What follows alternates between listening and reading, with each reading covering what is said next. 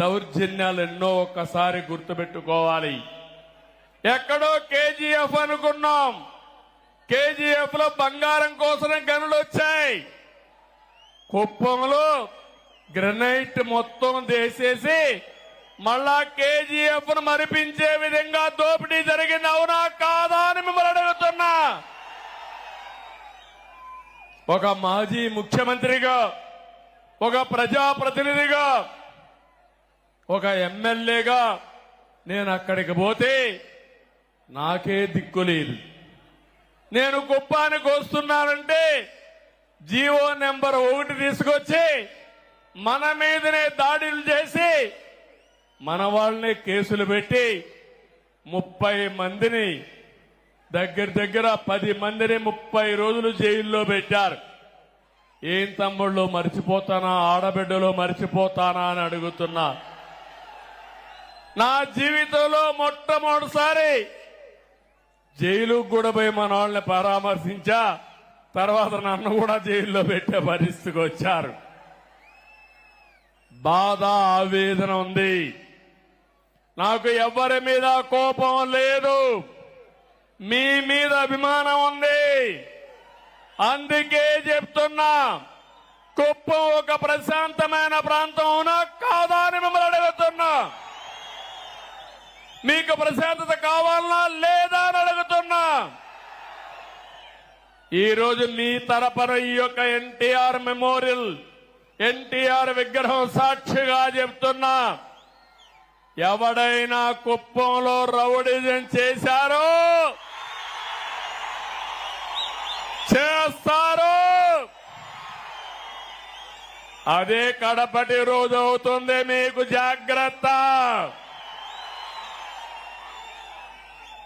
Rowdyism గాని, గంజాయి గాని, అక్రమ వ్యాపారాలు గాని ఈ ప్రశాంతమైన పవిత్రమైన కుప్పంలో చేయడానికి వీలు లేదు.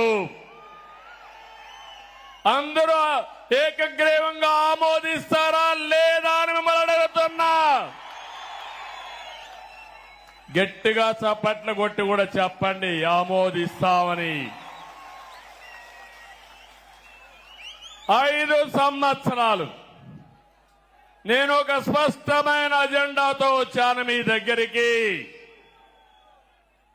సంక్షేమానికి పెద్దపీట వేస్తాం, అభివృద్ధి పరిగెత్తిస్తాం. దానికి నమూనాగా ఈ కుప్పం నియోజకవర్గాన్ని తయారు చేస్తారని మరొకసారి మీ అందరికీ హామీ ఇస్తున్నా. మన మున్సిపాలిటీ కుప్పం పన్నులు పెంచారు గాని అభివృద్ధి చేశారా తమ్ముళ్ళు, ఆడబిడ్డలను అడుగుతున్నా. నేను మీ అందరికీ ఒకటే హామీ ఇస్తున్నా. ఈరోజు నేను మొన్నే చెప్పాను 100 కోట్లని గాని 100 కోట్లు కాదు, ఎంతైనా పర్వాలేదు.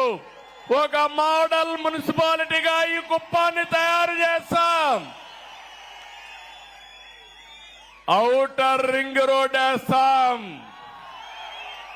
టౌన్ లేక్ అన్ని రోడ్లు వేస్తాం, అన్ని రోడ్లు సిమెంట్ రోడ్లు చేస్తాను, డ్రైనేజ్ వ్యవస్థ ఏర్పాటు చేస్తాను, జంక్షన్లు కూడా ఏర్పాటు చేసి అవసరమైతే ఒక పరిశుభ్రమైన నగరంగా కుప్పం టౌన్ ని తయారు చేసే బాధ్యత నాదని మీ అందరికీ హామీ ఇస్తున్నా. ఈ కుప్పమే కాదు, మనకు 4 మండలాలు ఉన్నాయి.